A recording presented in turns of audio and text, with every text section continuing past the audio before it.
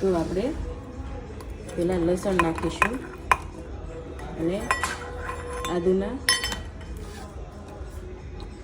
કટકા અને લીલા મરચાં અને લાલ મરચાં મિક્સ નાખીશું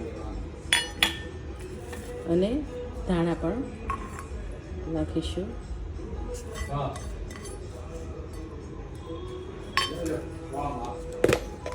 પછી એમાં જરૂર પ્રમાણે મીઠું પણ નાખી દઈશું અને થોડોક મરીનો પાવડર ઉમેરીશું.